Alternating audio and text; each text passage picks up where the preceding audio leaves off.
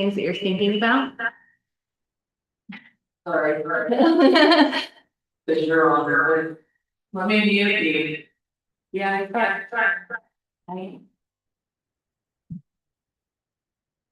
Feedback. That better? Yeah. We're not gonna finalize anything tonight, but just get some of those, picked out up only, so you can start working on it. So. There we go, just a small delay. So today's goals and outcomes, what we're really looking to do is kind of connect to that strategic plan, to the priorities, the strategic priorities that you created in your plan to your board and superintendent goals. We're gonna clarify that difference between district superintendent and board responsibilities or goals. We're gonna begin identifying some of the board goals and the support for strategic plan, and then discuss how superintendent goals also connect to that evaluation process. And we're gonna learn a little bit about superintendent evaluation timeline and tools as well. Really by the end of this, you should have materials and ideas and things from your conversations that you can get started on drafting those board goals and superintendent goals to be used in the evaluation process next year.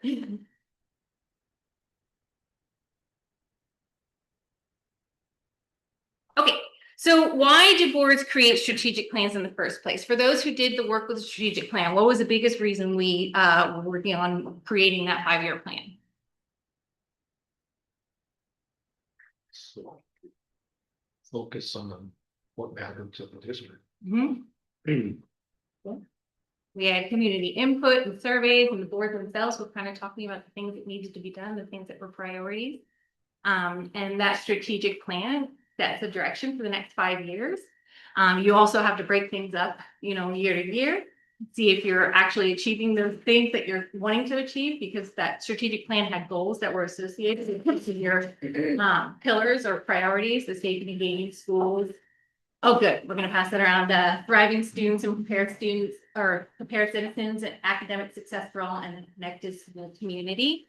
So really that strategic plan is setting direction, and the governance that the board's responsible for is making sure that it's aligned. The board's goals and the superintendents are both aligned with what you want to be doing in the next 5 years.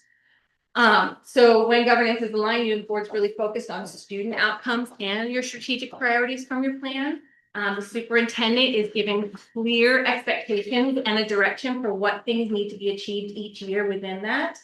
And then staff can focus on implementing without mixed signals. The board received a consistent monitoring progress monitoring. When we developed the strategic plan, we did have a monitoring plan kind of baked into it with the goals and the way we were going to get there. And then also kind of what staff was responsible for it and what kinds of things we're going to be looking for to see that information. And so we should be having periodic points on our agendas throughout the year, or check-ins that are specifically for that, to make sure that we're headed in the right direction with those district goals. The community also sees that there's clear leadership. So when all these things are happening, that's kind of what you're getting. When you don't have alignment, the goals become unclear. Like, whose goal is it? Who's responsible for it? Also, is it measurable? Can we look at data to make sure that those are happening? The board members, sometimes if you don't have this alignment, they might be operating or focusing on more of the operation side rather than their own. And monitoring progress becomes difficult if not everybody's on the same page and that all your goals are working towards the same plan or priorities. And then when it comes time to have those evaluation conversations, it can be really challenging to do a superintendent evaluation if the board hasn't really established what goals they wanted them to achieve that year, and then isn't hearing whether or not they're making progress on that. So that's kind of why we do all this work. So even though the strategic plan that you have kind of answers the question, where are we going? What's our direction? What's our vision? What's the road that we're headed down? The board doesn't really implement the plan. That would be on the management and the admin team to make sure that the board and the direction is being implemented in ways that you can see you heading in that direction. That structure kind of helps to avoid those blurred lines between the board's governance role and the superintendent's managing and operational role. So when we started working on things, I just wanted, you have the strategic plan and you set the direction with that and have all that information. Next thing you know, the district's implementation, is actually putting that plan into practice and operation is the superintendent, the goals, the superintendent goals that you created based on the strategic plan, and then the superintendent leadership is based on getting those things done and how well they're achieving that, but you have to have specific goals that are attached to it. And then the board's just going to be paying attention to that and making sure that, first of all, they're being accountable with the things that you've asked them to do, but also making sure that when you do get data about things that are coming back to you, that it's actually like heading in the direction you wanted to achieve your goals and your vision and your strategic priorities that are important to you. Even when you're budgeting and making decisions about finances and resources and where they're going to go, you want to make sure everything you do as a board and all the actions and decisions you make are tied to what you said is the most important. And it's not just you. It was also the community as well that said what they thought was important. So it's important to make sure that when you're talking about those safe and engaging schools and the goals that go along with that and the thriving students, all of these pillars, you have goals associated with that. And we even broke it down into kind of the strategies or the tasks and actions that are going to happen for that. And so you're just monitoring and having oversight to make sure that you're holding people accountable and that you don't need to change courses. If things aren't working out or the data is not showing that you're being successful in what you're doing, you might have to think about a different way to do that, different strategies, different goals. So it's an ongoing thing. So really the board's three primary goals are to set that policy and approve budget and then hire and evaluate the superintendent. Those are your primary goals. If any of you call back to the board governance essentials, and we had that like the ship and the airplane, and we had the what's responsible for the governing team, the board to kind of, if you're on a cruise ship, you want to set the itinerary and the ports of call, and you want to make sure you're monitoring progress. On the other side, the superintendent is the captain and they're making sure that, you know, you have enough staff, you have enough food on that, and that you're making those ports of call in time when the board said that you need to be there. So those kind of, that idea that those are the three things that you're doing. And the key principle is really that the board governs the whole system. And the superintendent is the one that kind of leads everything and manages what you've been telling them to do. So when you're adopting your vision and mission and your strategic priorities, that's the board defining the destination, where we want to go. And then under accountability, when you're monitoring the progress and you're evaluating the superintendent, that's when the board's holding everybody accountable, not just the system, but the goals and the superintendent to actually implement them. And then, of course, you're providing that oversight as well, so that every budget decision or resource that you decide to put into play, that it all relates to what you've said is your direction and your goal, where you want to go. Any questions so far? Keep going, and then I'm gonna put you to work, like I always do. So board goal setting. When you're talking about board goal setting, you want to start thinking about those goals and ways that you can kind of do that. You want to ask a couple of questions of the boards. You want to ask things like, what are you doing as a board to be high performing and effective, not just as individuals, but as a board altogether? You want to stay informed on what's happening at the state and local and level and advocacy for your students. So what's going on in legislature and how that affects you and your district specifically. You need to be thinking about things like, what do you need to do to set those really high expectations for learning and academic success, which is a huge priority of ours. Here. And you also need to know, like, am I aware of what my role is as a governing body or as an individual board member? Do I know what my role is and what my authority is? And if I don't, can I ask questions or get some training to kind of build those leadership skills? And then you also want to ask, like, maybe what professional development I need in order, or the whole board needs in order to make sure that we're growing where we need to in order to work on all these different areas that are part of our job that we're setting goals for. Covered everything on that. So I want to go and break down a little bit and have this conversation about the difference between district goals, superintendent goals, and board goals, because this gets really confusing and oftentimes the terms are interchanged. Oh. My thing is removing. Trying to move it out of this. I appreciate it. Thank you. So your district goals, you have your strategic plan, you have your priorities, the things that are most important to you, and you are going to define desired outcomes for those priorities. And we did that in the final document that was put together for the strategic plan. We had specific goals based on each of these pillars of priorities that you had established. And you want to make sure that those are, mark goals that you can measure them, that you can see data so you can see if it's actually being achieved. You also want to have those time bound.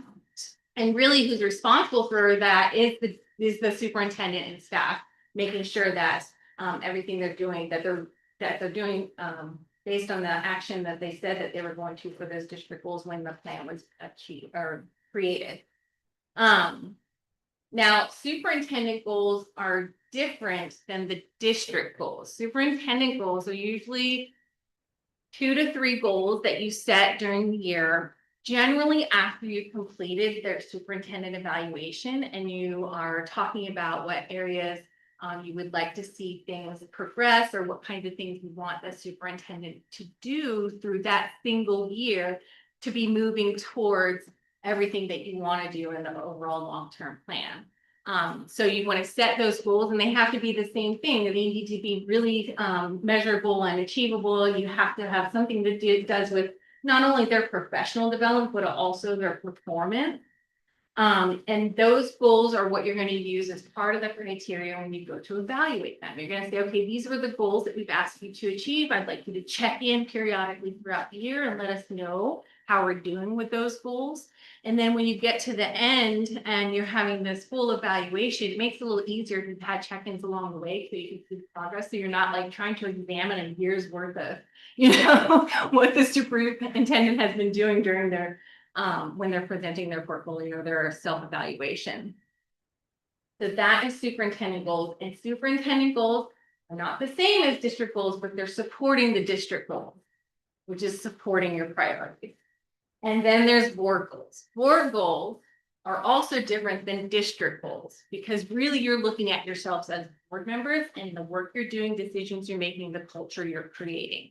So you want to be thinking about things like those 12 standards that we've gone over a couple of times, the 12 standards for balanced governance, collaborative governance, to what you need to do and what areas you're strong in, maybe determining what areas for effective leadership that you could use some growth or professional development with in order to help you support the superintendent with the management of getting things done and holding them accountable to make sure that your priorities are being met. As I said, these typically will revolve around some questions you ask of yourselves, like how am I doing as an individual board member? Do I know enough about the budget in order to make a decision on its huge budget, when it comes before me? Do I know how to read data, or do I need some skill building in that area to understand the metrics that are being put in front of me so I know that we are going in the right direction or we're not? So those kinds of things you think about individually for yourself. What are some areas that you get some professional development and work on? And then you also talk about what you're doing as a board together and how effective you are as a team.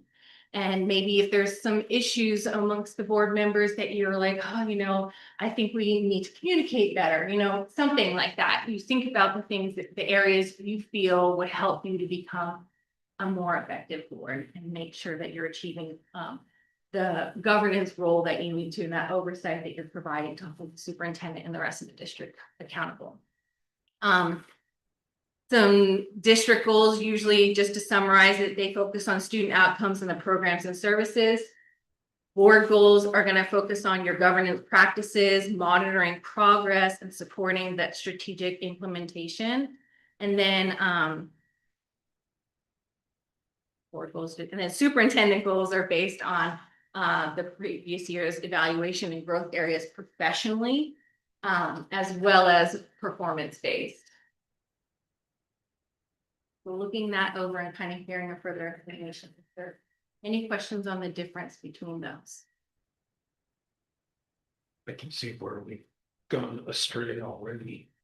Yeah, what are you thinking? Just in superintendent goals. What we have basically goals off of. Been the. Has been the. Each part of the superintendent evaluation, not just. Two. Couple of goals for professional development. Per se, but. How he's doing within the. District itself. So has it been kind of more like, how are you doing, achieving the district's goals? Yeah. I think so. That's generally what happens. And that's kind of what I wanted to talk about, because there are those sort of blurred lines. And I mean, you're coming in here, you don't always do this work, so it's hard to know, oh, what's the difference? There is slight differences to it, but you want to make sure that they all kind of align with those district goals that you set in your strategic plan. But it has to be something you can evaluate the superintendent specifically on, not like the overall goals that he might not have a part in everything to do with that. It might be staff that's helping to achieve the goals, and yes, he's making sure that they're achieving those goals by his position as their supervisor, but they need to be more related to his individual growth professionally, as well as the performance that the board wants to see. Any other questions on that? The superintendent goal, Mhm. when you suggested like the. The leadership of the board sit down with the superintendent and. Basically go over the last. Eval of what maybe was. Say lacking, but what. Didn't meet or whatever. And put a couple of those together. In those lower areas to. For professional development. Ideally, yes. However, in order to do that, you have to have a really well-established superintendent evaluation cycle and process.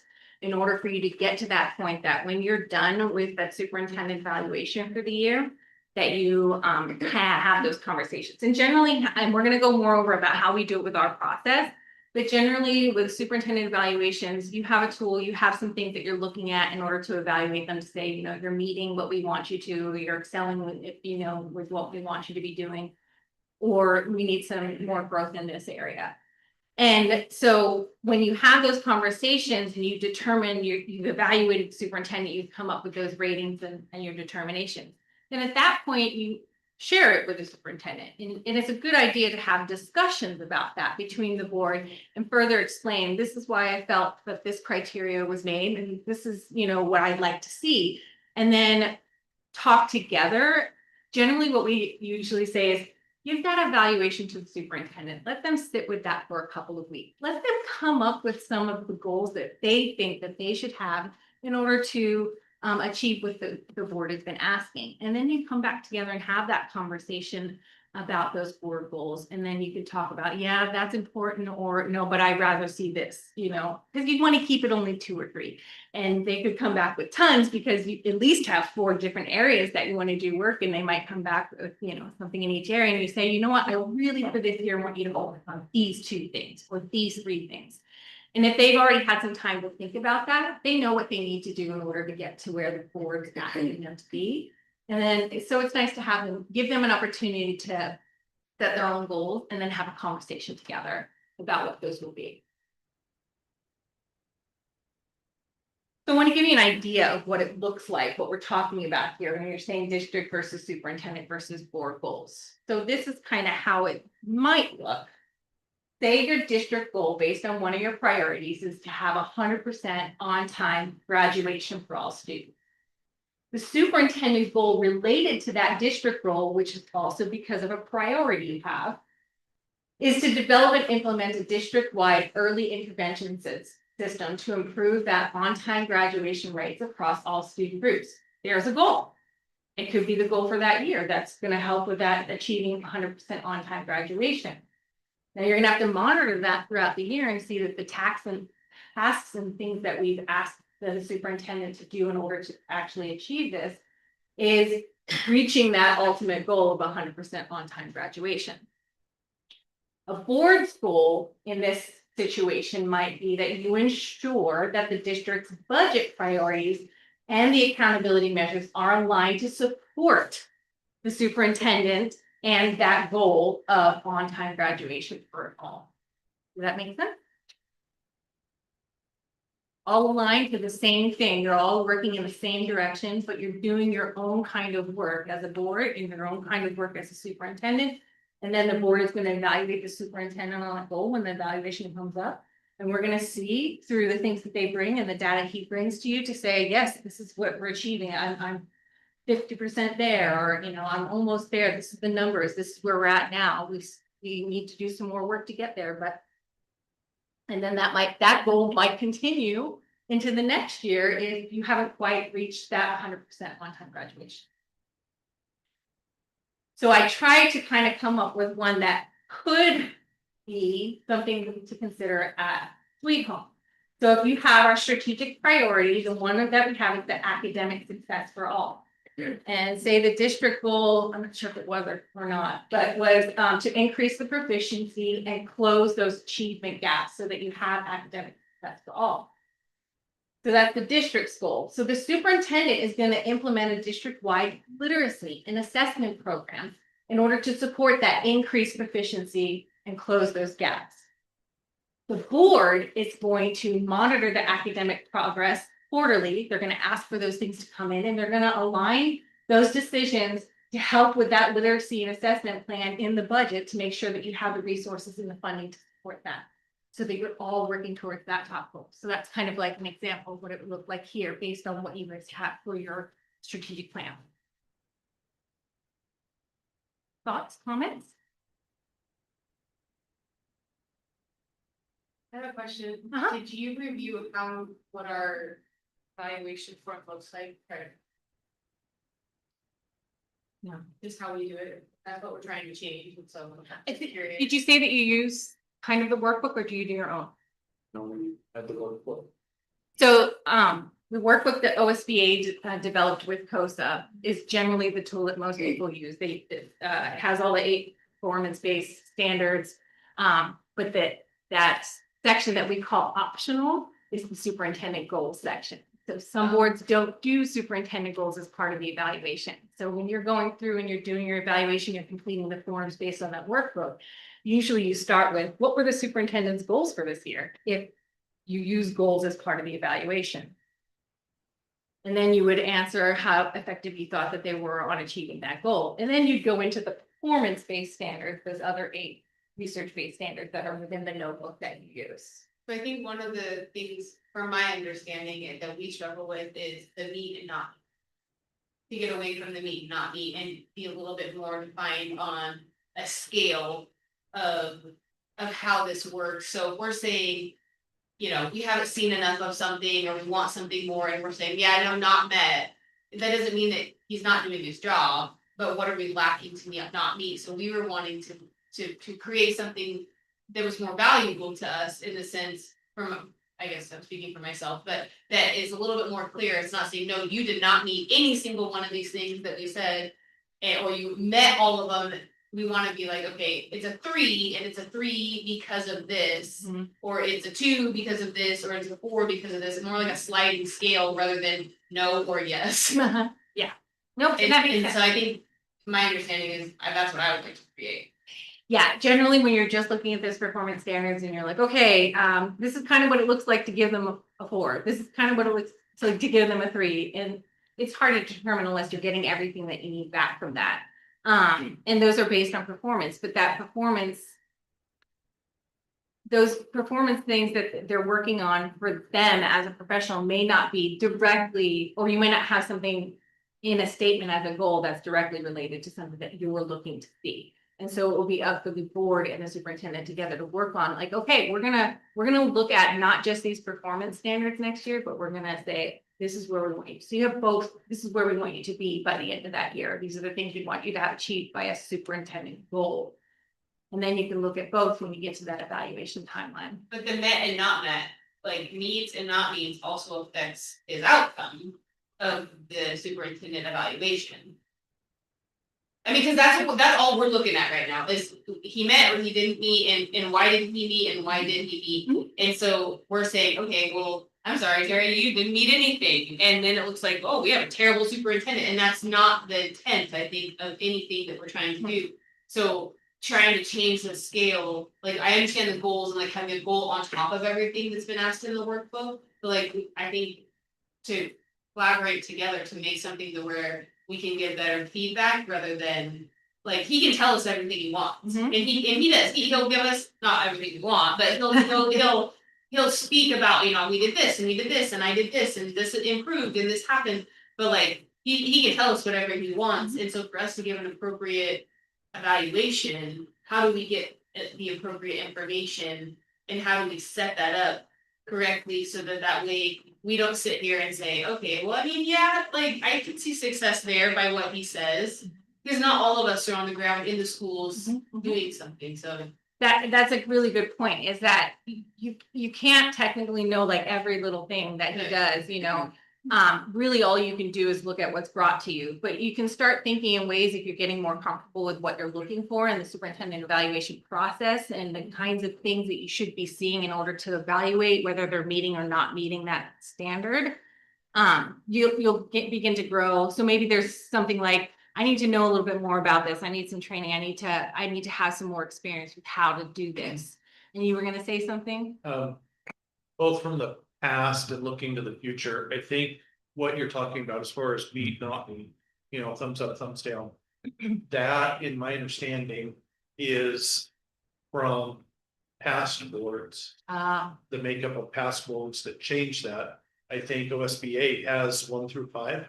Yes, it has a different rating scale. Oh, So okay. that's what I was talking about when you said you used the workbook. I was like, I'm trying to understand the meets, Yeah. not meets, I because, think historically, we changed that. okay, 1 to 5, there's Okay. no 1 to 5, like there's. understood. Yeah. If pass or fail, yes Okay. or no. That's, I was very Yeah, curious. standard. I was like, so we have a Yeah, rubric so- included that kind of says, okay, if you want to rate them at the highest, this is what it looks like to be rated at this. That's what we need, that's, Okay, that's. that's what ours have. Okay, that's what we need, or, I mean, Yeah, I agree on that, but I think. You know, or if you're putting a 1 or putting a 5, just, you know, you have to provide justification, so. yes, you have But comments. we're just doing, You are. yeah, you're meeting or you're not Okay. meeting. That may not be as helpful for either you And or and the. and superintendent. especially when there's no comments Yep. afterwards. Yep. Absolutely, yes. Second piece of that was looking to the future.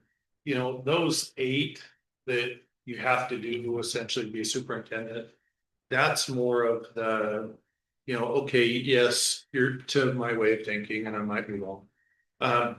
That's more of, these are the activities you're gonna be doing and report out on. Mhm. But then the goals, like you said, here's the 2 or 3 things that we really want you to focus on for this coming year. Mhm. So communication. Yeah. At some point, we'll get to that. Yep. It's like, okay, what does that mean? What does it look like? What do you need to see to show that progress is being made? That could potentially be one of the goals for next year. So there will still be the 8, but we're almost kind of elevating that other section that's Mhm. not really being used. Mhm.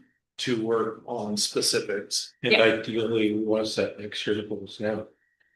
Yes, I will be getting to that. You definitely, this will be, whenever you end one superintendent evaluation, that's when you want to start talking about what you want coming up for the next, but the year-long process, just jump from one to the other. That's what we recommend. Did you have a question? Yeah, and then question I had too, is you talk about evaluating him on the information given. Mhm. Well, no information in a lot of ways that we're given is what he presents to us at the end of the time. But I do have people that contact me with discrepancies, but you Yep. know, contradiction, discrepancies, what he's saying and what they're feeling, and what they're interpreting. And then so that's where. Is there a survey of the people in the district? Is that something? Because when you talk about information. I mean, I could say here with the crew of guys that I work with, I can go down and I'm. Shoulder to shoulder with 8 guys, you know, for 12 hours a day, and we can evaluate each other up. But when we're just coming in once a month and we've got other lives and we're not knee deep in what's going on in the district. You know, it's kind of Nope, it makes, lost, and we can't cut each other outside of this board group, you know what I mean, Right. so much too, to get what your ideas and stuff are, so you're kind of like going. Well, you're kind of like on an island too, you know what I mean, so you just got your contacts that you get to deal with over here and talk to, and then bring it back and discuss and so forth, and so that's. so you're bringing up some really great points, and there's a lot of different things to unpack there. And so what I would say is that, first of all, when you're looking at data, it shouldn't only be from one place, one source. You should have multiple, not just the numbers that Terry is able to provide, but also stories that kind of back that up. You need to have some communications, and a survey, which we offer as an optional part of ours, is a targeted feedback survey where we are looking at these performance standards and we're asking very specific questions to a specific group of people that the board and the superintendent agree on. Generally, it's staff. Generally, it's people in the community who work regularly with Terry. It's usually program directors and things like that, other administrative principals and things like that. So you want to get like a large sample, but have somebody from every area represented, parents too. Is Because that anonymous? it is completely anonymous. And if you do it through us, which if we do your superintendent evaluation facilitation, we have that as part of what we do. And we have all of these things that have been developed, and it's patented, that kind of thing. We do it so that you don't have to see it. And then we present to you what everyone's saying in a way that you can see if there's an issue in one area from all groups or just one individual. We also give you their individual comments and things like that. We have a whole way to bring the report so that the board can look at that and be like, okay, you know what? The data we're seeing right now is not showing enough of this. So I want to make it as one of the goals that I'd like to see this, this, and this, so I understand what I'm looking at and that actually we see. So, and part of that might be some board training on looking at data, understanding trends, understanding, going through a decision-making lens, what the kind of questions you should be asking as a board member in order to get the information that you need to make those decisions, not only on his evaluation, but on the work that you're doing. So that might be something for a board goal and superintendent that you're both working on together. Okay, Terry, we'd like you to provide more of these things on a regular basis. This is what we want to see. And we know that this is what we want to see because we took some training on data, or we watched a webinar together, or we, have been able to inform ourselves, but also that idea of reaching out to staff, parents, community partners, anybody who's working with him, because you can't see everything that he's doing on an everyday basis. So if you bring all of these things together and you have check-ins throughout the year and you have these conversations throughout the year, you might see, okay, I'm looking at this data that you provided. It's just not enough. Can you get some more? Can you get something else from this? I want to hear what the teachers are saying about this, that kind of thing. So you can learn to ask those questions and get what you need in different ways and have it from multiple sources. So Jen, what's that process of like OSBA? You're kind of checking in quarterly, So yeah, if we're doing this, I'm going to get to that at the end. Yeah, I'm going to talk about that. And there's also an upcoming webinar that goes into details as well. So we're going to hit on that and kind of talk about what the process looks like. Okay. So we're jumping ahead a little bit, but I do like the fact that those questions are coming up. So when we get there, we can start talking about that and see if that answers those questions. Okay. So I'm going to start you off with our first activity for the day. And what I have is a worksheet here. And really, this is just to kind of help you clarify, what work is supposed to be at each level. Like when we talked about the difference between the district implementation, the superintendent leadership, and the board's oversight. I want you to just start thinking about some of this and how it actually might look. So I provided some examples and it's a little worksheet. What we'd like you to do is kind of divide into a couple of small groups, maybe 2, 3, 3, 2. We'll look at this worksheet. You'll select 2 of the strategic priorities that you already have established, or 1. You can do 1 or 2. And then what I'm going to want you to do is discuss what work belongs at each level. Which work towards that strategic priority is at the board level? What's at the superintendent level? What's at the district level? Those kind of things. And then you'll just record your ideas in here and we'll kind of come back all together. So I'm going to pass it around. There's some questions there too. I'll give you one. We're going to have community time. And then if questions are coming in, it's just an exercise for you to kind of get the idea of thinking about the difference between the district implementation, superintendent's goals, and then what you're expecting to see. Yes.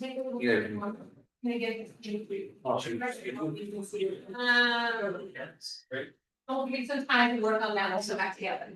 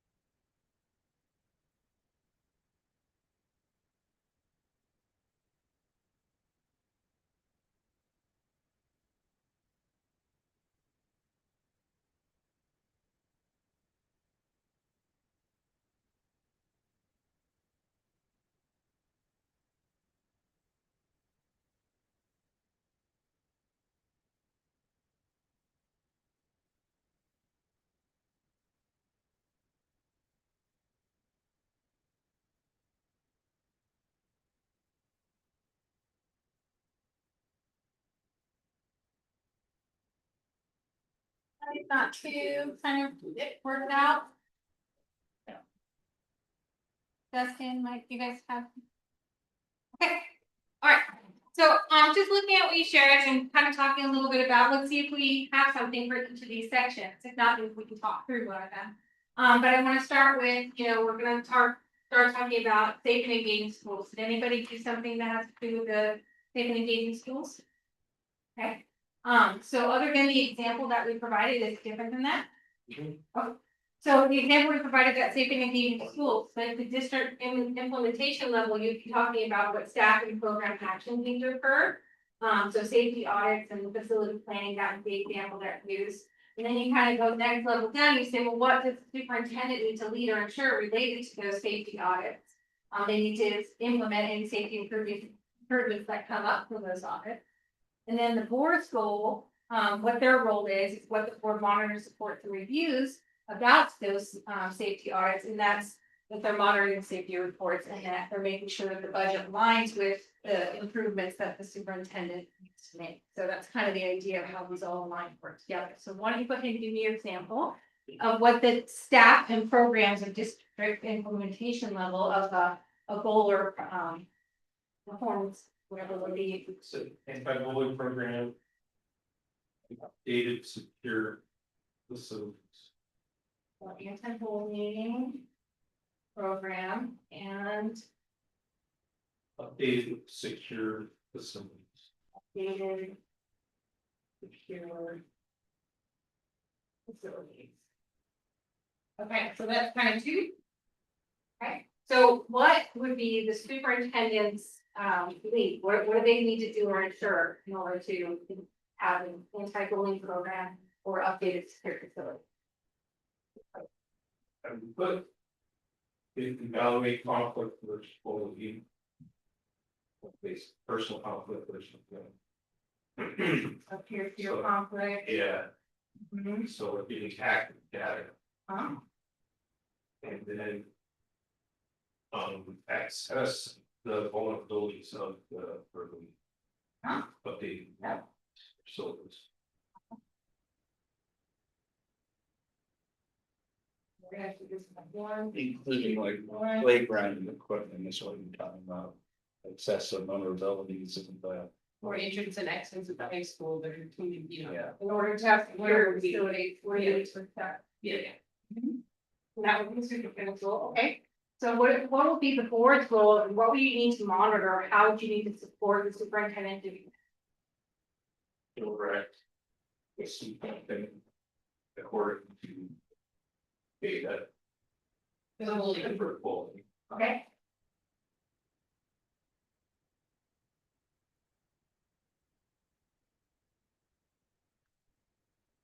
Alright, it's short.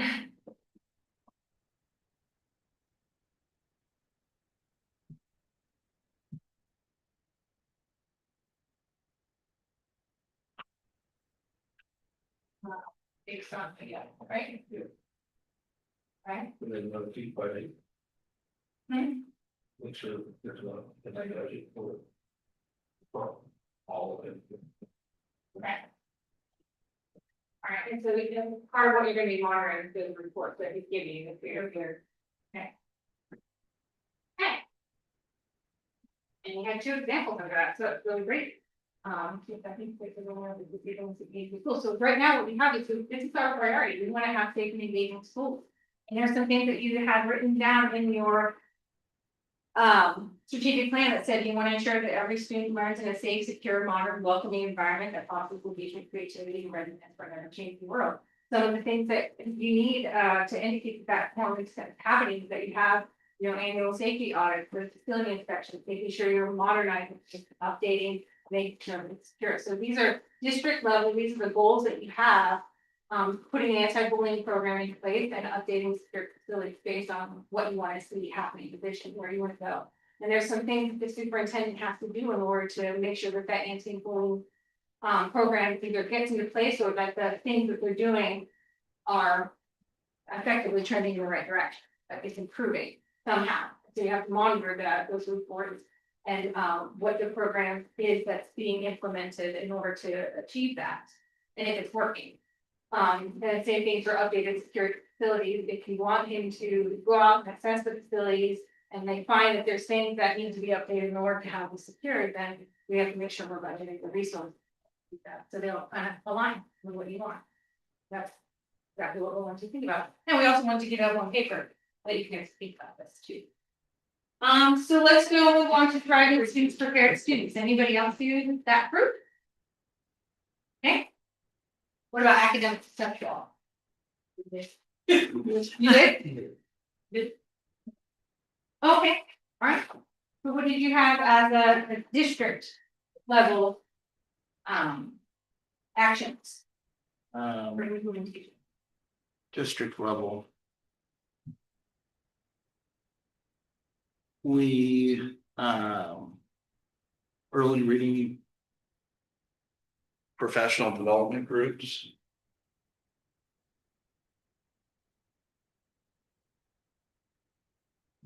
We did not. I don't know if that we.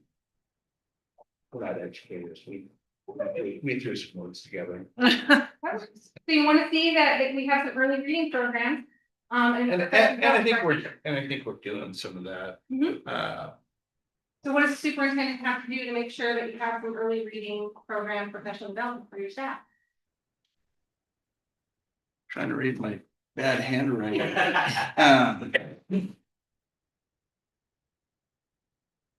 For the staff, it would be. It just ensuring that. It's there and it's implemented. So ensuring You that can, PD is available. Or provided. Yes. Is that what you mean by it's there? Yeah, okay.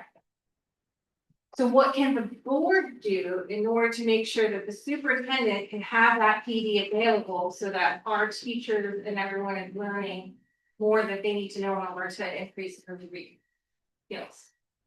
What does the board need to do? budget and resources.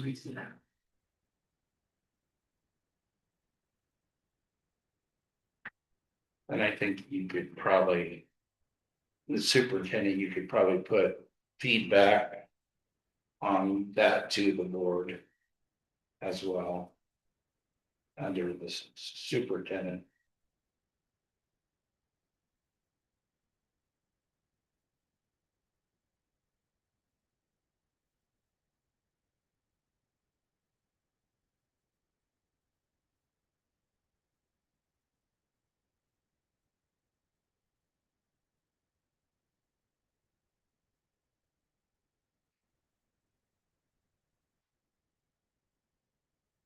So basically, you want the superintendent to provide you feedback on that professional development training that maybe we paid to have come out and teach some new things. Are we seeing data that there's been improvements since then? Are they implementing some of the things that they learned in that professional development? Is that improving? Yeah, they use implemented. Mhm.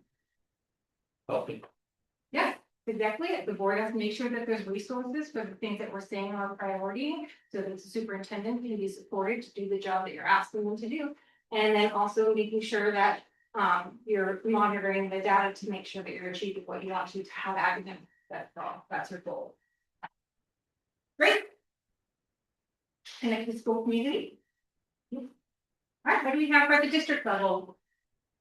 We have several things. One is the parent community events like Dr. Seuss Night. Giving back activities, food drives, that sort of thing.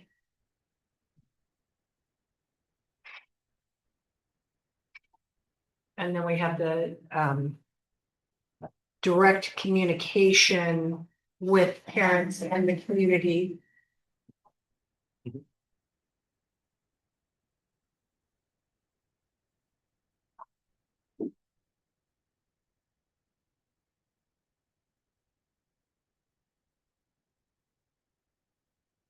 Okay. For the superintendent, we had one-time announcements, like when things happen at a school, a lockdown or whatever. Since that comes from the superintendent's office. making sure the community feels like they heard something. Um.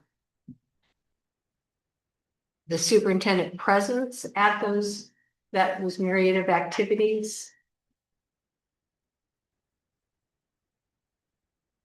Okay, And bringing opportunities from meetings that the superintendent may be in, like, I don't know, Rotary superintendent meetings that they can bring and say, hey, so and so wondered if we're interested in partnering with this.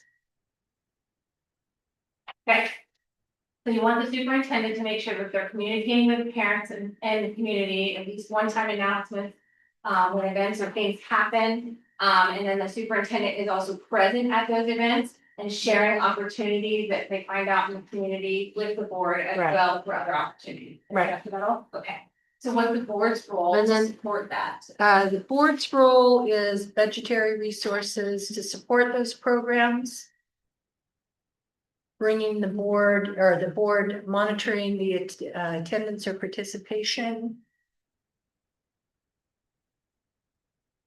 And the board presence themselves at those activities when possible.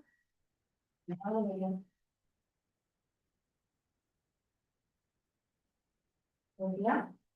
No, that's what we. That's great. Yeah, you need to make it, you get ongoing theme about budget resources.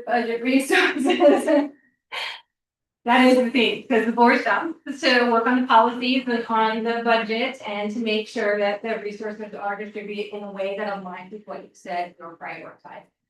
And so if these are the things that the superintendent needs to do, because we're asking them to do in order to make sure we achieve better communication and more events with the parents and community, so you can have that connected school community, which is a priority of ours. These are all the things that need to happen in order to achieve that. This is how we all have to be working towards the same thing together in our own roles. Did anybody work on this one, or we want to do this? Yep. Do you have something up there? So you have thriving students and prepared citizens. What would district implementation from staff or some program actions have to be based on that? And let me just read, the district's goal for this strategic priority is to empower every student to thrive as a contributing citizen with strong character, clear purpose, and individual strengths that are aligned with the portrait of a graduate that you developed. So that's the goal. Like the CTE programs that we have, that creating strong character, making them feel like they have purpose.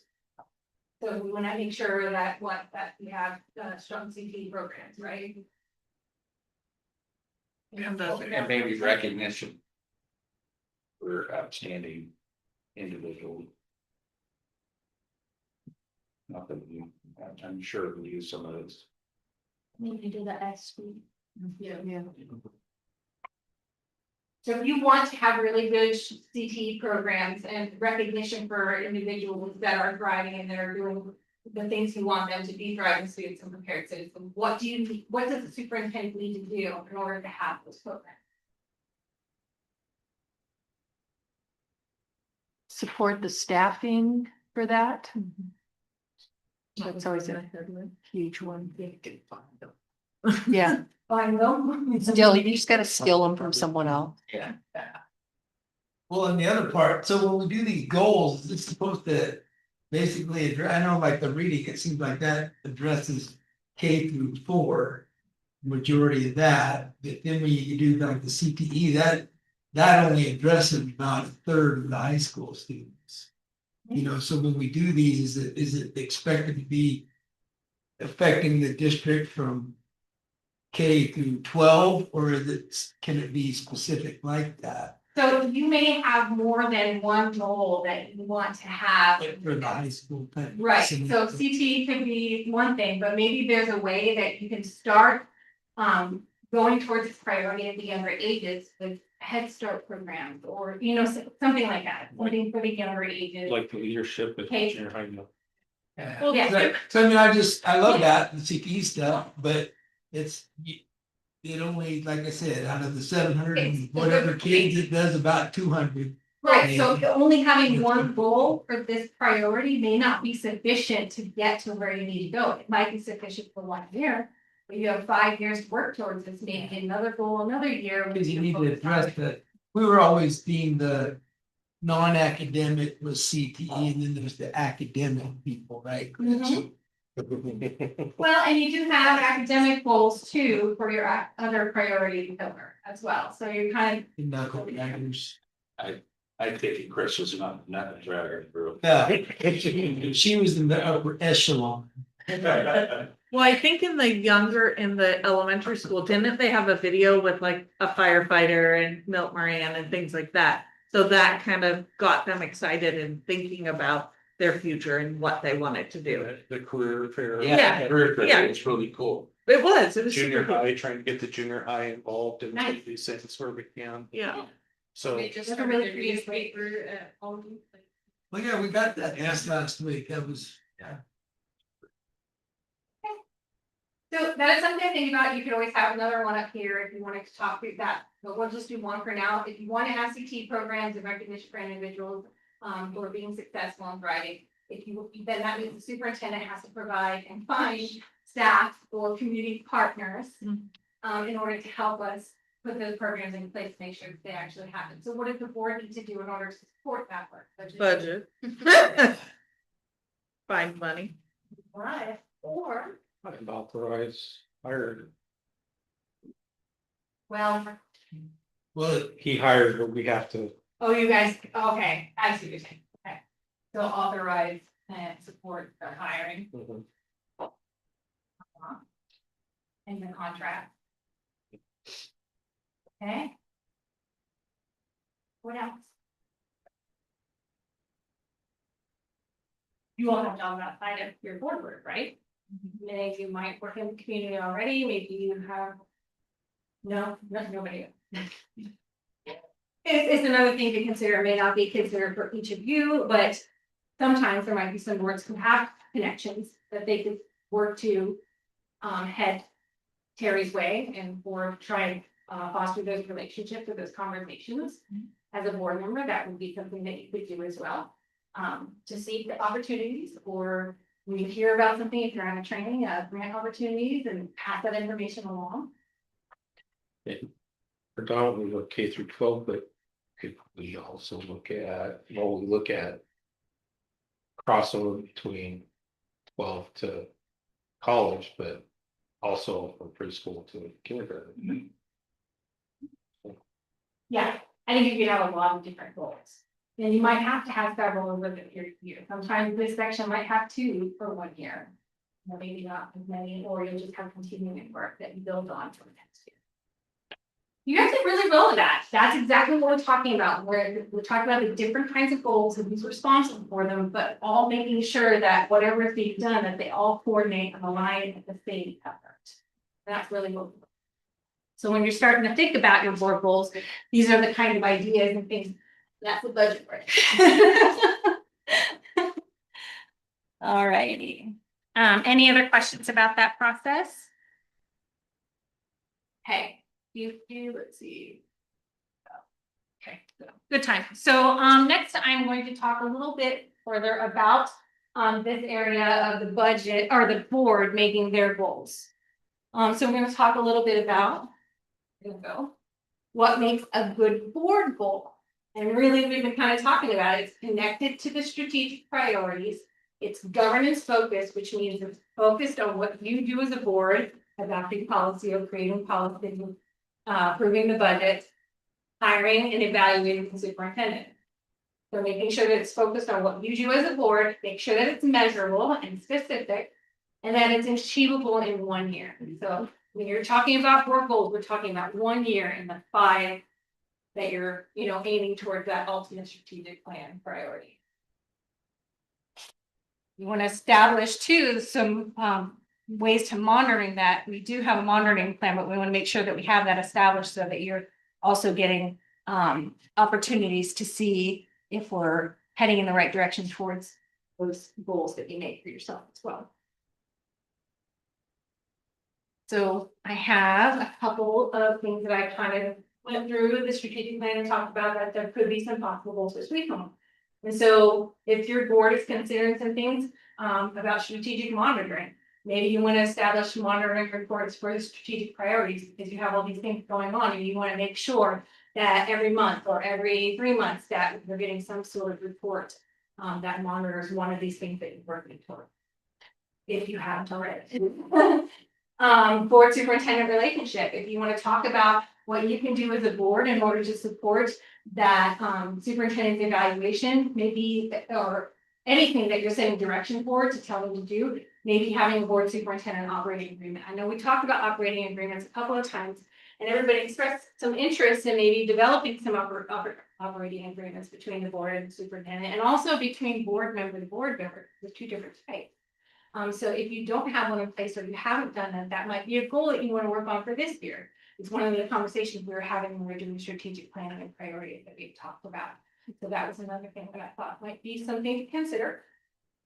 And you don't have to do any of these, but I'm just trying to give you an example of what it would look like. So community engagement, maybe you want to be, you know, your priority is more connected with the school community. Maybe you want to have more community engagement opportunities and events. So maybe increasing that board's participation in the community activities, like, you know, if you have a goal here for early reading improvement and professional development, but maybe a reading buddy program or something like that, the board can participate in that. Maybe you make a goal that we want to have, you know, at least this many board members participate this many times in the reading buddy programs or something like that. It could be a goal that you make for yourselves and that you work towards. That still supports what you're asking to be done and what you feel is a priority in your district. So these are just some examples. I'm not saying these are the ones you have to use, but just to get you thinking about what that would look like. Because what I'd like to ask you is if any of these themes resonate with you right now, and what are 2 or 3 things that the board could be doing differently or better over the next year to support these strategic priority alignment. If you just want to come up with some ideas on your own, just kind of shout them out. We'll make a little list here. And then you can use that as we start to have those conversations about what kind of board goals you might develop. So what's one thing, if you guys want to think about, what's one thing that the board themselves could do differently, or maybe better, if you feel that you're not doing something that's just not working, over the next year to support any one of these areas? Maybe understand your role in it.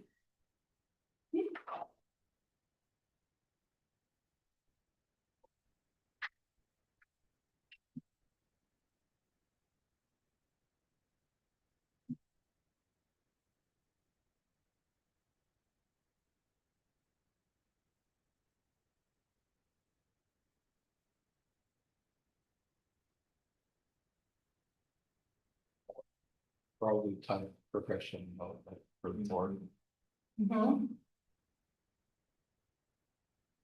Yep. Okay, what else can the board do?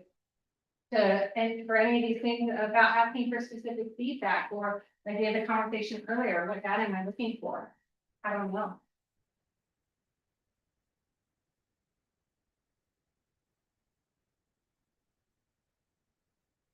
Better communication with the superintendent staff to determine what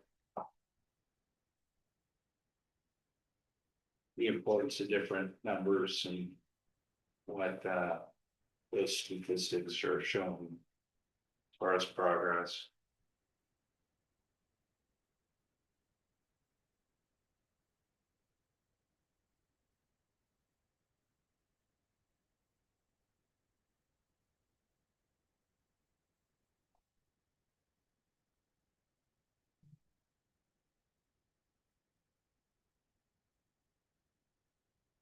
And being more clear with the superintendent about what we're looking for, and having him explain it differently or give you some information that can help you better understand how that progress is being made.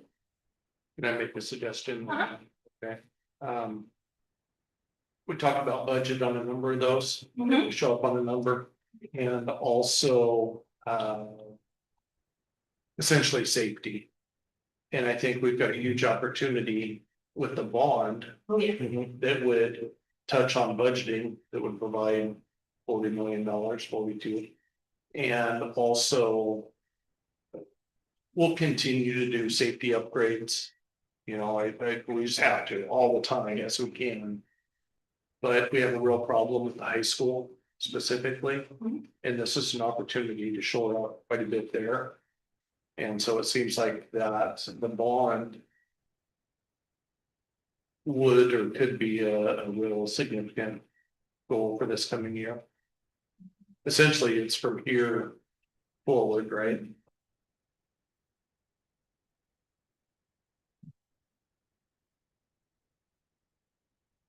So passage. And It you're doesn't. all, yeah. And then if it doesn't, alternative. Yeah, alternatives that we could do. To help. Shorten.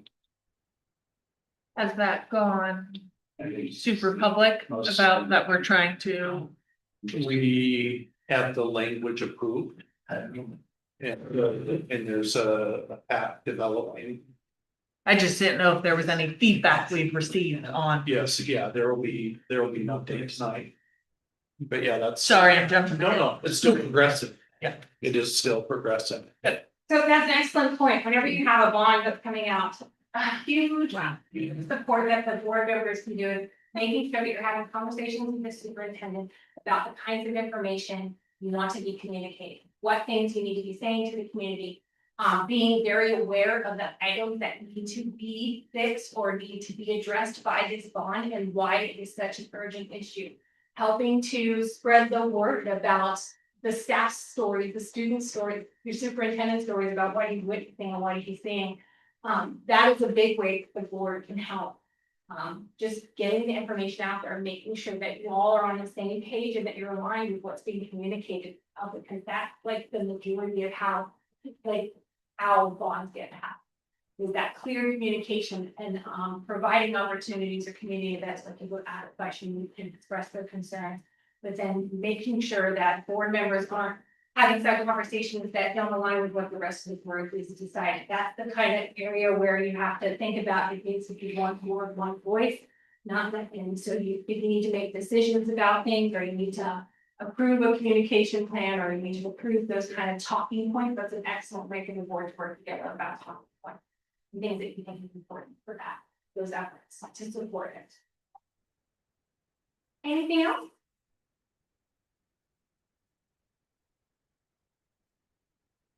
See, it's not too hard to come up with goals if you're kind of thinking and asking yourself this question, and then you're having a conversation. Well, what's first priority? What do we really need to work on? That bond's going on the ballot in May. Maybe this should be number one, you know?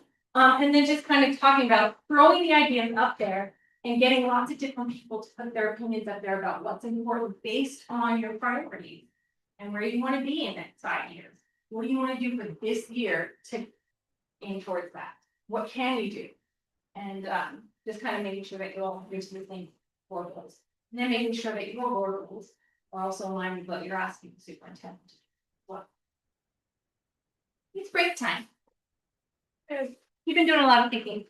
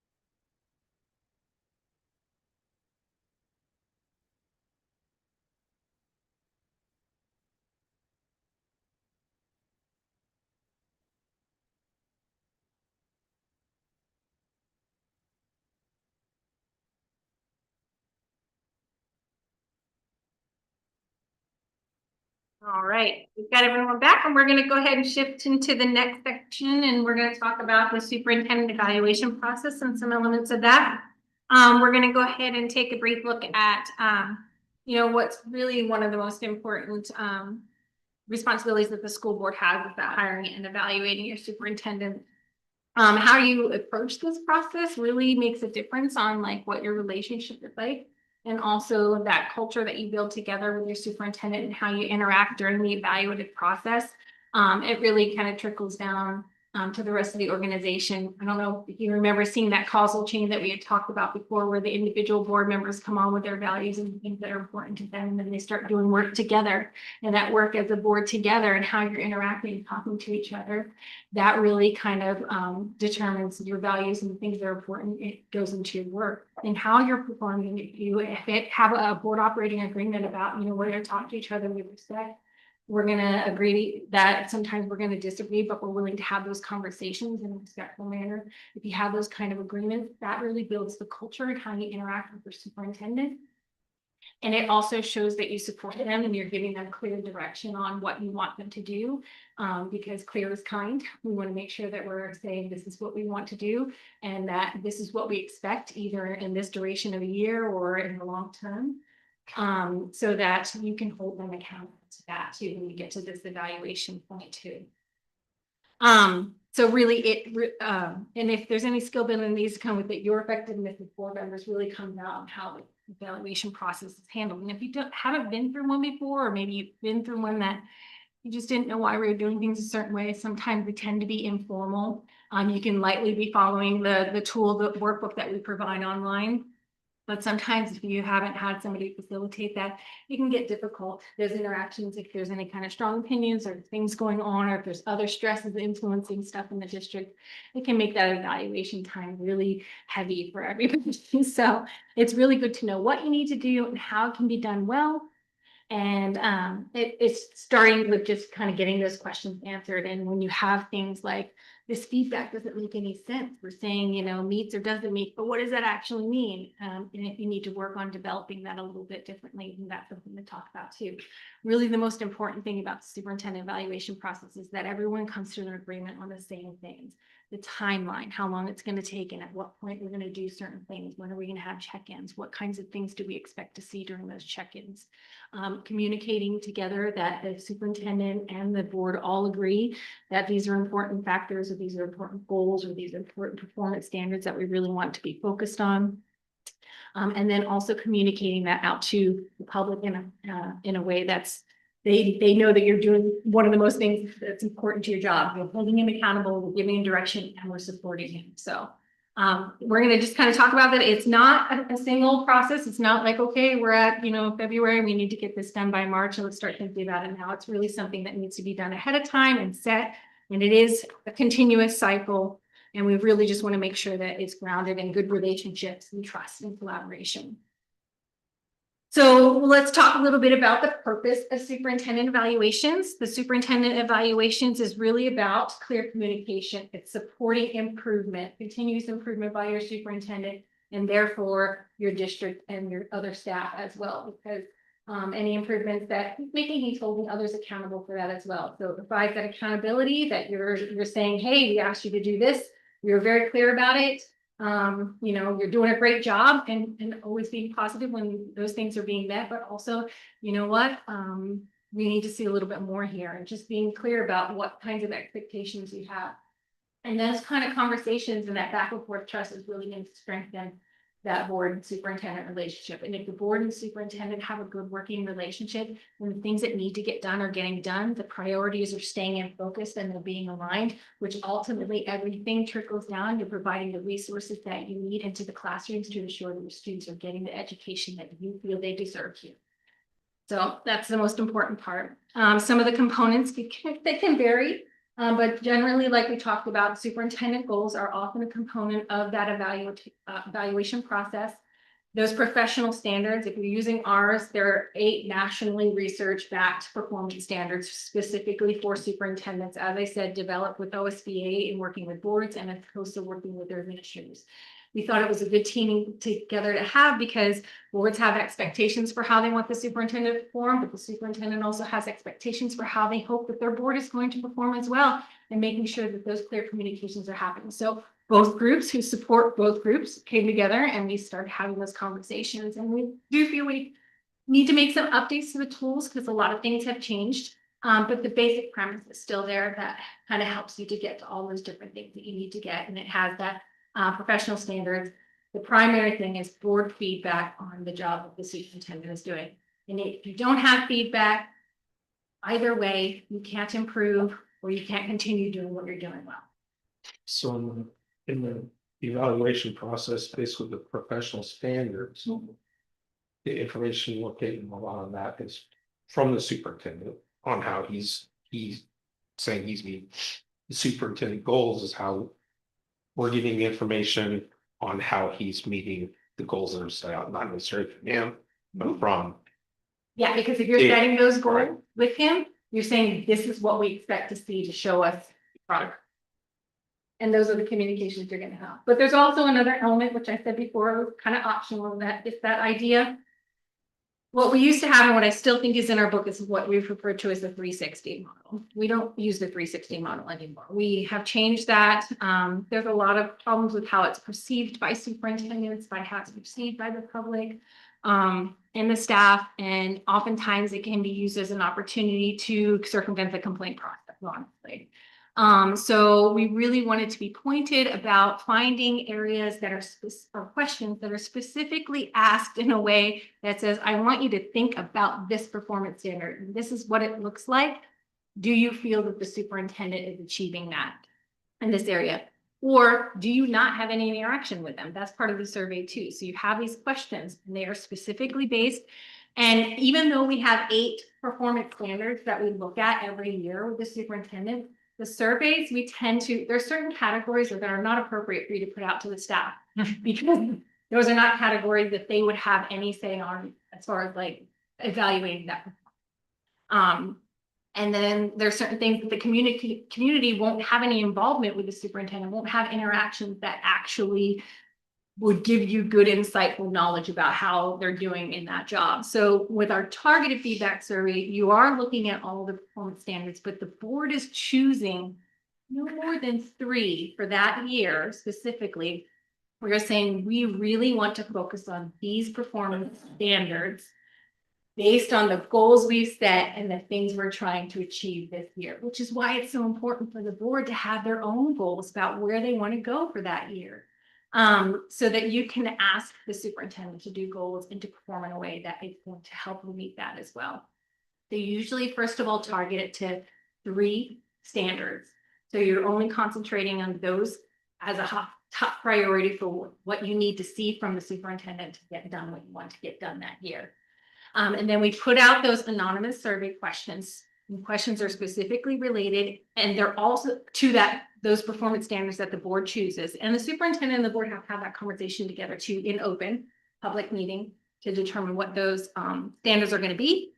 Then you also have conversations about like, okay, if these are the standards we're evaluating, Terry, what's some people that you think would really know the conversations that you have based on what we're looking at? Are there community groups? Are there committees that you currently have? Is there a bond committee? Is there something that you've been doing interacting with them that really would relate to this communication performance standard that we want you to focus on this year? And then you'll think about certain staff members that, you know, are going to have direct and absolute, like real tangible knowledge of what he's doing in those areas. Same thing with community members, and you kind of tailor those questions. So you're not only targeting the questions to the specific standard, but you're also targeting the audience who's going to be answering it. And you're not going to be asking questions of staff members or community members that won't have any idea because they don't work with them on a daily basis, but maybe there are certain cabinet members that do. So you just make a list. You want to try and get a broad, and like we always say, you want to have lots of data from different perspectives and different sources. You want to make sure you're also gathering it from parents, from students, from staff, from community partners. from the board members themselves. You're gonna have your individual feedback too. So the individual board members don't take that survey. But they use that as a tool to hear what's going on in the rest of the community. And that kind of informs the overall performance rating that you'll end up giving. You'll have your own time too to look at things that you as board members would have specific knowledge and understanding about the work that Terry is doing. So you have that element, those components of the individual board member feedback. You can optionally go out and get some feedback. And if you do that, we don't always recommend you do it every year, maybe every other year, every 3 years, something like that, because you don't want to over survey your community too, especially if you have bond work and other things going on. You don't want to make heavy asks. And we also don't want them to get survey fatigue because they're gonna be like, well, nothing really happens every time I fill out these surveys, you know? So that's the other reason why we limit you down with our targeted feedback survey to just about 3 standards, not all 8. Does that make sense? Okay, so that's the purpose. These are some of the components. I don't have it up there, but the optional component of having a survey as well is all the elements that kind of goes into things together to do the overall evaluation. This is our process, how we have it. So we have in our workbook, we have those performance standards. And then each individual board member will look at those standards and have a rubric that says, okay, this is what it looks like. And this is what it means to meet that at a high level or just being accomplished or satisfactory or, you know, that kind of thing. So you have different levels and you have descriptions. So you're looking at those standards and you're evaluating each one of the individual board members. And then your community survey is evaluating 3 of them. So you're getting some feedback from that as well. So all these different things come in. The standards are what we use for that evaluation process. This element of having superintendent goals in it as well. No more than 2 or 3. We generally recommend 1 or 2 to really concentrate on for the evaluation process. That doesn't mean you can't set other goals, but the ones that you're actually going to be examining for their evaluative process is something that you want to think about and keeping that limited. So you're really focused. And also so that you're not asking too much to be evaluated on in 1 year. If you really want them to improve in this one area, and that's the most important area, then you want to make sure that he has time to do that. The evidence of performance and what that looks like is that you're having those quarterly check-ins. You're asking for certain reports to be brought forward, certain data to be brought forward, all things that support the goals and the standards that you're evaluating. And they're going to have a time too where the Terry can come in and give a self-evaluation and present, you know, a full portfolio of all the things that you've been working on for that year. Sometimes it's really nice to make sure you're having quarterlies. Some people like to do, you know, half a year check-ins. You don't want to do too little, but you also, this helps so that when we get to the end of the year, it's not like, oh my gosh, I have to spend my whole time pulling everything and giving the evidence, you know, for the board for my final evaluation. And what if things are going, you know, crazy and it's just a lot of pressure at the end of the evaluation cycle. So that's why we recommend having progress over time, because you may have asked them to do a goal and like the data is showing that this just isn't working. You know, we need to switch gears. We need to think about something else. Well, isn't that part of our job though too, is when you're sitting here listening at every board meeting? Yep. Is paying attention to what they're talking about It is. in general, like, and making notes. If there's a concern or we hear some feedback, it's, yeah, I don't know about that or whatever, to maybe then have on a list to ask back later and say, hey, we need to actually check in on this, because I think we sit here and listen, like, I understand bringing it all at one time, but we also should be diligent in listening to what's coming from him throughout the year, not just not prompted. You know what I mean? Like, hey, tell me what's going on. You're actually just listening to what's going on, and then you're like, okay, well, maybe I want to, you know, you talked about bullying and you hadn't heard something. Like maybe I want to keep, you know, follow back on that or whatever. Absolutely.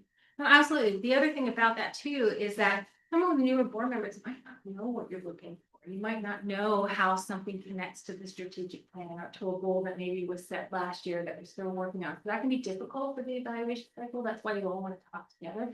Maybe there's ways that you can say, hey, Terry, something we'd like you to do is when we're putting out the agenda and you're talking about an item that directly relates to something that we're watching closely. Can you just put that related to strategic priority, academic success for all?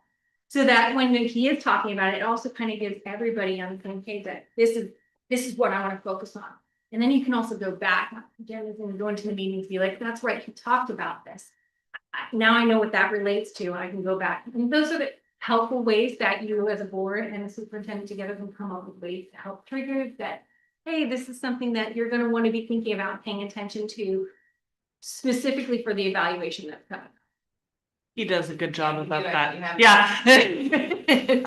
So this isn't a 12-month process, either. It's more like a 9-month process. Okay. And then as we talked about the optional element that we offer, if we're facilitating, and if we're the third party that's kind of helping this, sometimes it gets difficult.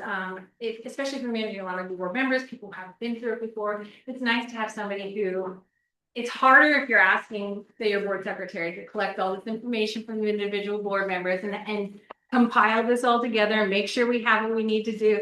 That's really difficult, and it kind of places her in a situation that might be difficult. This is her, supervisor as well. So sometimes it's something to think about, is having a third party come in who is, not directly involved in those kind of conversations. Is there a cost to? Yeah. Yeah. And I would definitely, if this is something that you're all considering, if you want to move in that direction.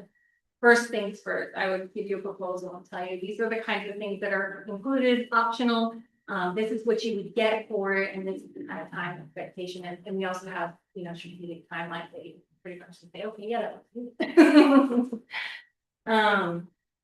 The other elements that go into this is that formal evaluation at the end, and that's really just that time we all come together in executive session and you start talking about your own individual comments. Usually if we're doing it and facilitating that survey for you, we'll come back and give you a report on what we saw and the themes that we heard and the things that, overall, based on what people are saying, how they're rating, how they're answering the questions, how Terry's doing in that performance area. So you have not only your own witnessing, but you have everybody else. You pull this all together, you have a formal evaluation. You rate him, you say these are the reasons why I rated you this way, and let's have a conversation. Then oftentimes we ask you to invite Terry to have that conversation with the board. Be like, okay, here it is. This is what we come up with.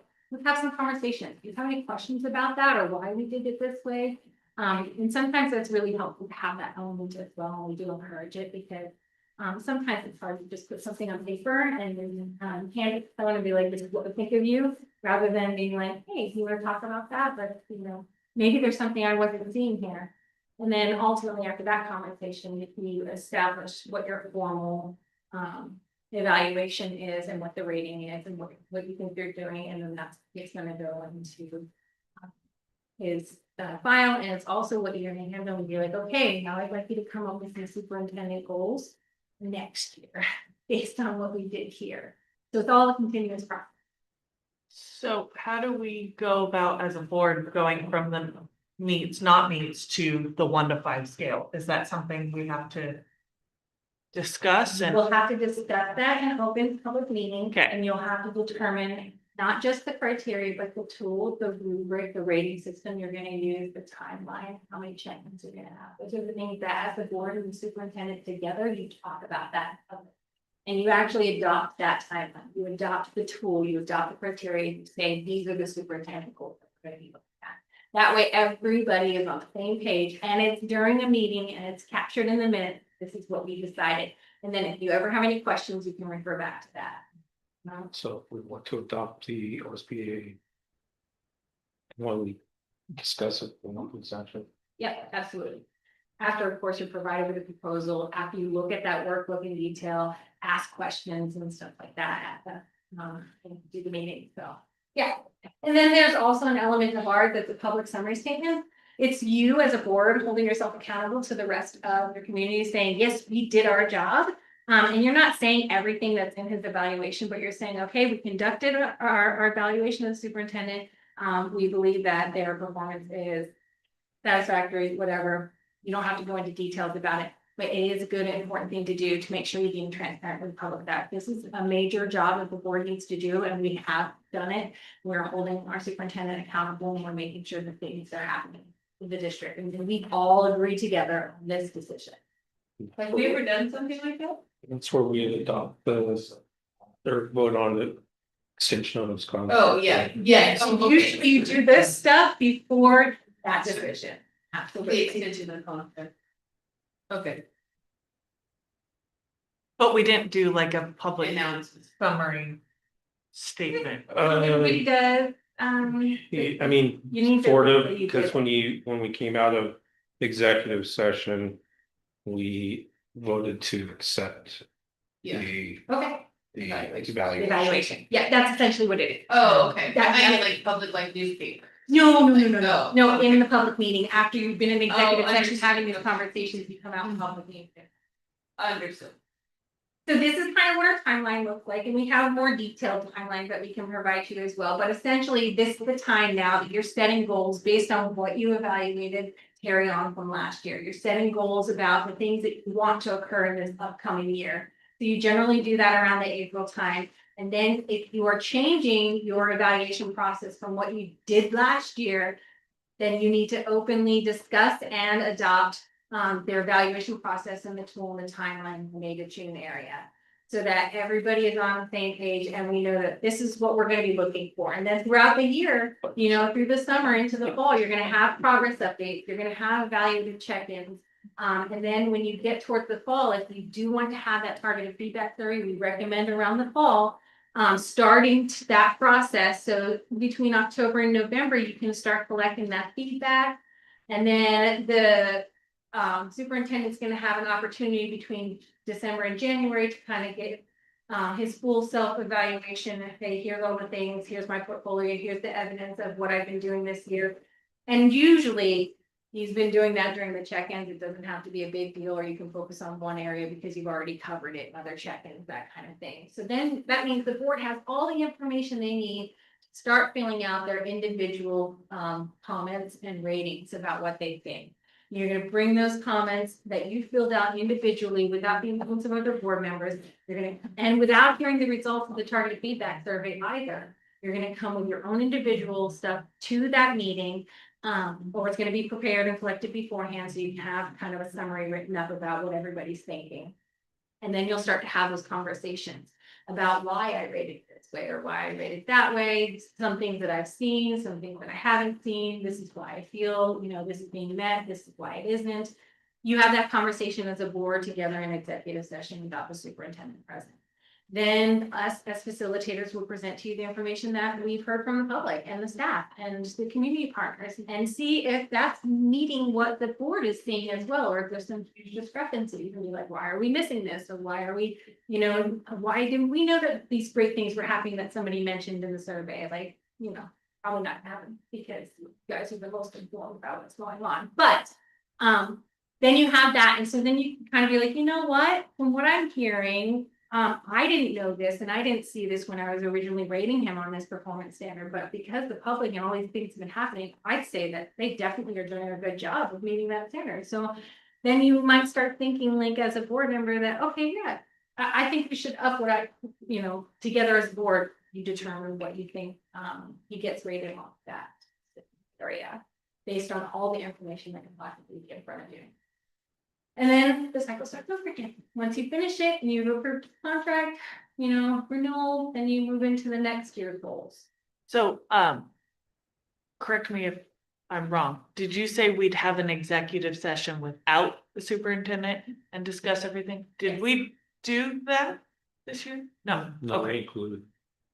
Okay. So how we do it is we start with the board and we let the board have their conversations and receive the information from the target feedback survey by yourselves.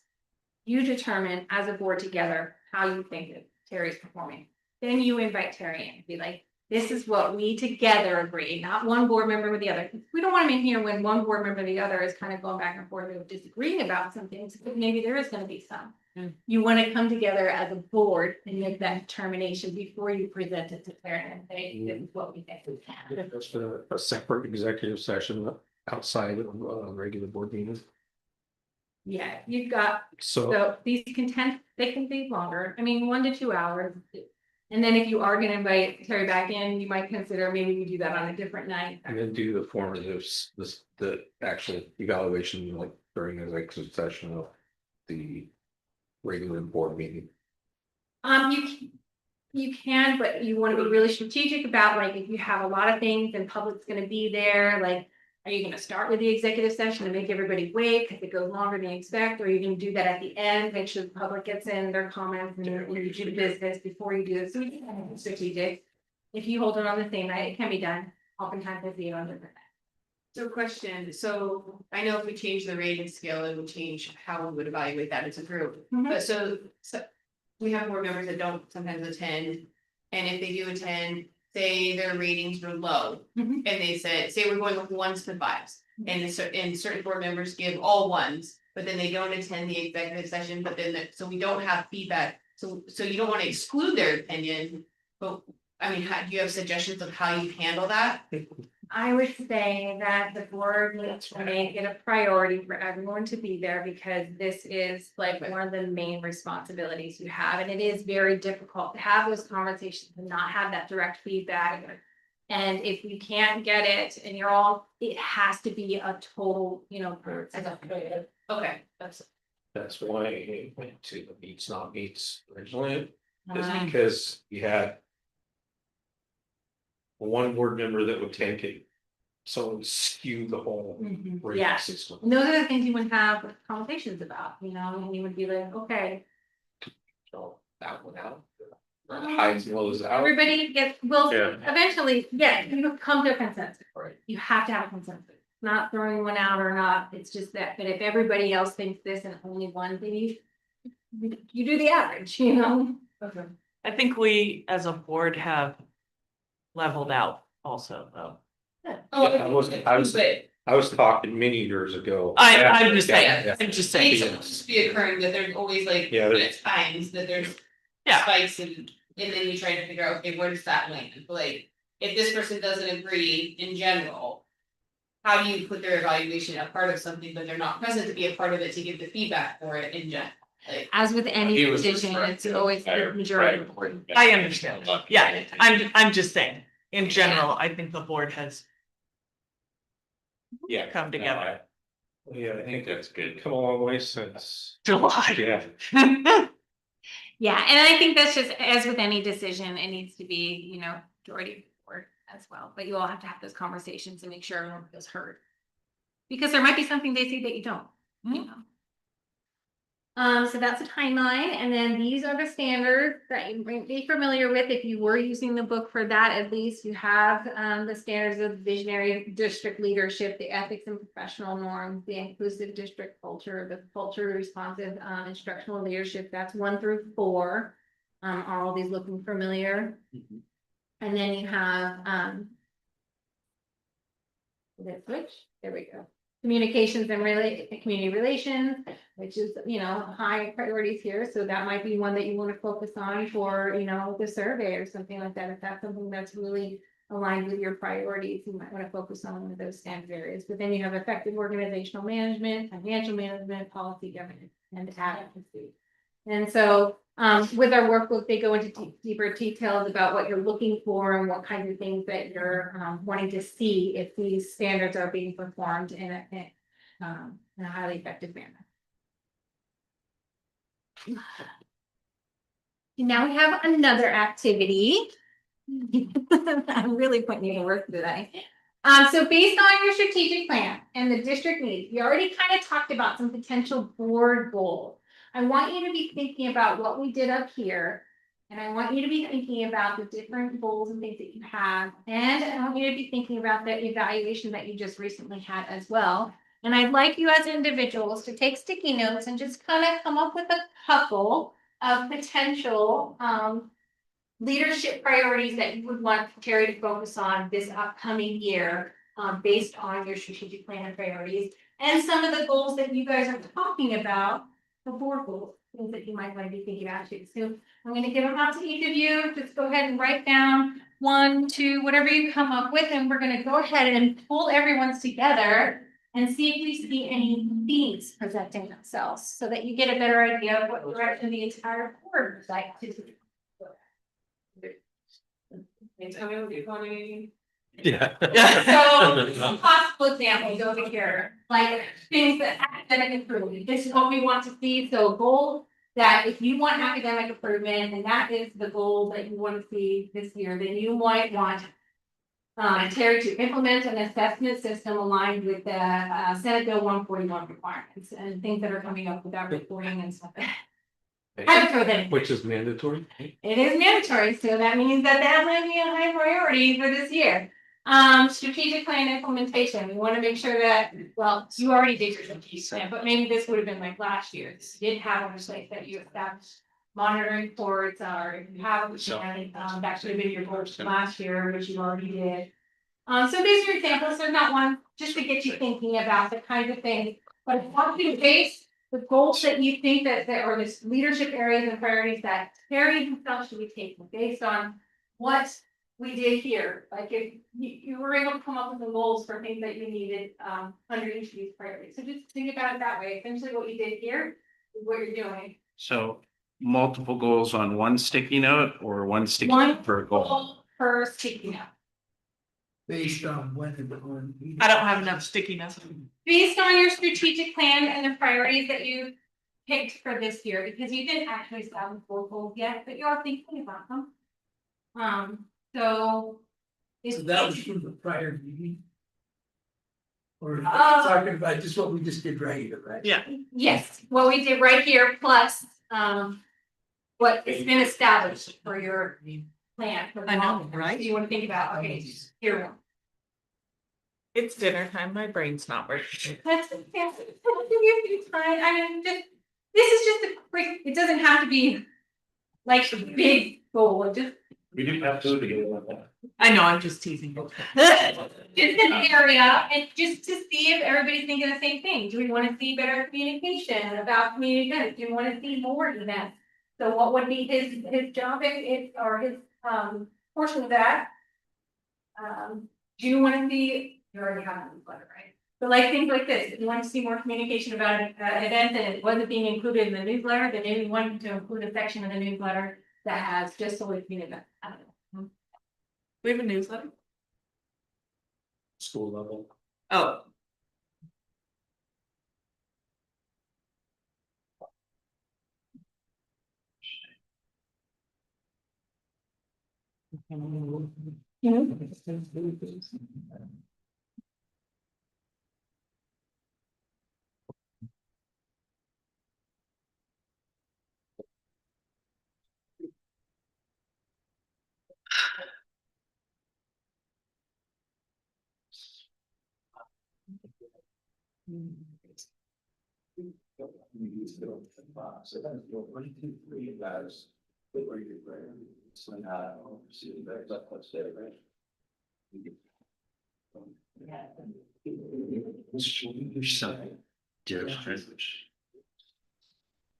Is, yeah.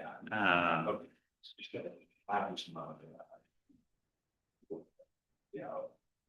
So I. Three.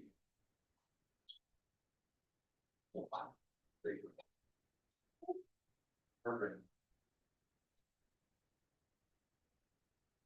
What's the time?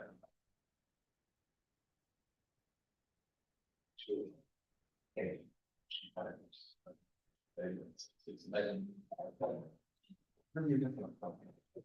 I know typically CTE is just, I know typically CTE.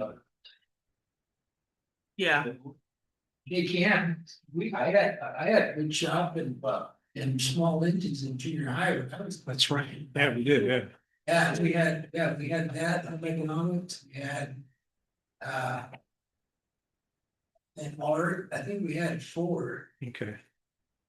With music, like. Yeah, music. Well, music was required, well, we had the quarters. Yeah. I mean, in the 4th through 6th grade. Yeah. Don't bring back the recorder. How is that? Yeah. On that. As a kid, I thought it was cool. But no, we had Yeah, there's probably just the print was different back then, isn't it? the junior high. No, just having. You know what's scary? You know, like actually having programs. Yeah. How they work now. When you're communicating with them on the whole, you kind of go.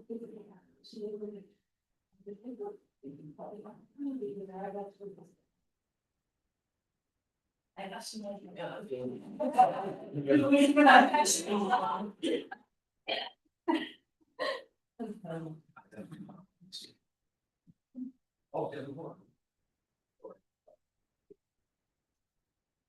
So that's. Yeah.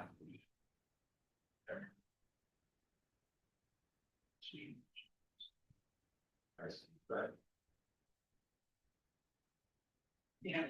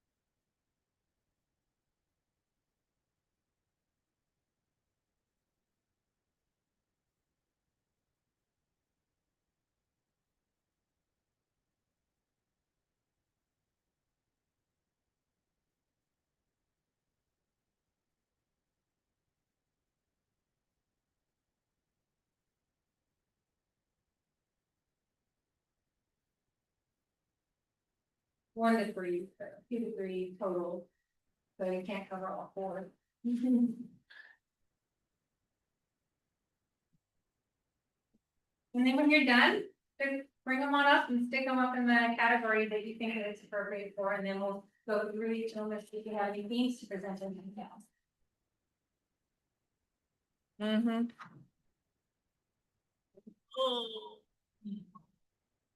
Okay. You're glad it comes to all these, and I'm a little interested. Oh.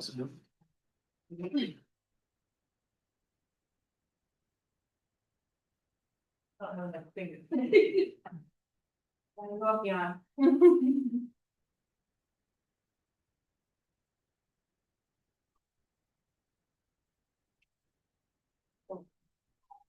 Now, I keep looking at that. And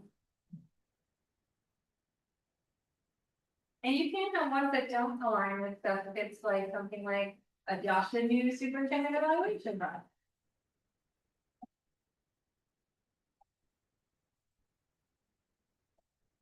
That would have been a good one. That could be awesome.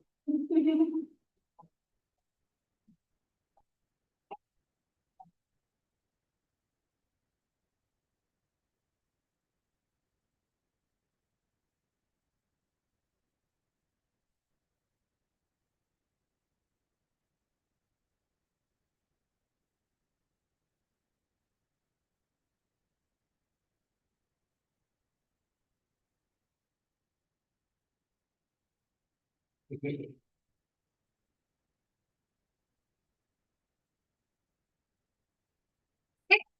this is the goal that it looks like. We kind of get everybody to think about things, have a question, an idea where you want to go. You put them all together and then you start seeing if you have some themes presented. So I'm going to go ahead and read them off. And if we have ones that are similar and things, we'll try and group them together. So we have strengthening anti-bullying. Provide bond measure support. Direction. Bond. Secure school. Can you repeat that, please? Secure schools. Oh, okay, thank you. Yeah. I should add. That's vulnerabilities of schools. I put one up. That's it down below, move that one down. Communicate CTE options for junior high and through high schools. CTE might be other things. And then academic improvement, implement assessment system aligned with the Senate 141 requirements. So, That's academic. yep, we'll put that down here. Support of bond. And primarily the stuff that's on the bond is related to school improvement and security. Okay, so that's kind of what we do.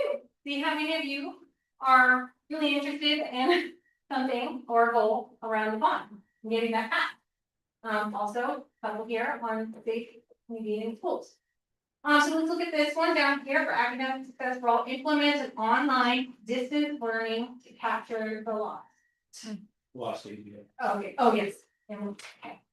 Implement assessment of SB 141, so we talked about that. And here, so that's gonna be a requirement. Options for reading programs for 1 through 4. Report what we are currently doing. So, it's talking specifically about reading, not just in online business planning program. Annual individual meeting, board member and superintendent, so working on.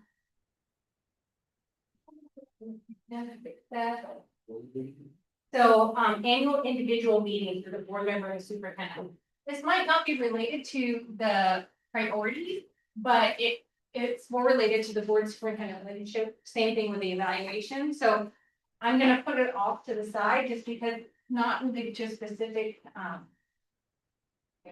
I would see this as outside of the district priorities, this is more of like superintendent relationship and working together. Supporting staff. For academic success, so like PD, things like that. Okay. See what we have over here, and I think all levels of schools. Okay. Expand CTE programs down to junior high level. Look into updates of district character and purpose program. Okay, so that's an entirely different program. Got 3 different ideas up there. Communication about CTE opportunity. So we're talking about connections, but also kind of related to this. That could cover 2. Direct and implement communication plan for the board, bond passage to avoid. Staff and public employee mishaps. Oh, public employment, yep, okay. So yeah, we're gonna talk about that bond. Alright. But it's also community being aware of that, okay. Self-evaluation based on targeted survey. This is communicating with family for sure. The community, because you're bringing their input into the superintendent evaluation. Direct communication with parents and community. Communication, need more feedback to impact connected schools. So communication. More events, Dr. Seuss night, science night. Okay, so we want more events. Specific goal to pursue alongside, so creating specific goals to pursue alongside board goals. It's kind of goes in with the board and superintendent relationship and talking about that evaluation process. Communication on community events that tie in with district goals. So more. So that's kind of what you do, that's the process, everybody brings their ideas to the table, then you try and put them together in groups. Then you decide, does everyone have to see these together, does everyone really agree that this is an important one? And then you just see where the most of the board is looking, then you start having conversations. And you start linking these conversations for superintendent goals to what the board has come up with. And then making sure that superintendent goals align with what the board is going to work on. That one would be kind of this year and next year. Because you'd be going for the bond in May. And then if you get it, great. If you have everything established. Right. And if you don't, then we'd have to look at how else we'd be funding that too, so. Yeah, it would have been good to have this last year if you knew that the bond was something that you were gonna be working on this year. We're a little bit late for that this year, so that might be the other consideration that, yes, we want you to focus on this between now and, but the superintendent goal that we're actually gonna evaluate you on next year is not gonna be enough. You know what I mean?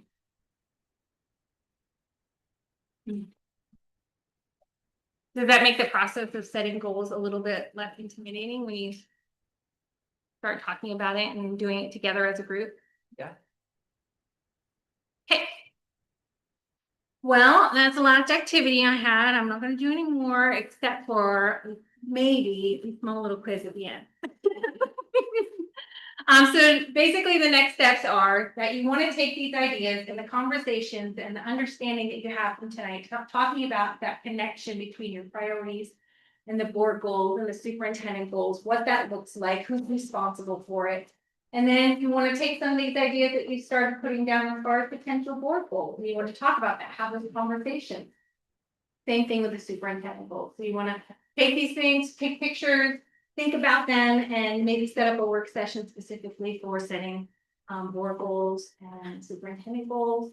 And then because it came out of the conversation, that you might want to consider adopting or changing at least how you're using the superintendent evaluation model and tools, and making sure that you have that timeline set. Once you have superintendent goals, then you'll be able to say that these are the ones that we want to use for next year's cycle.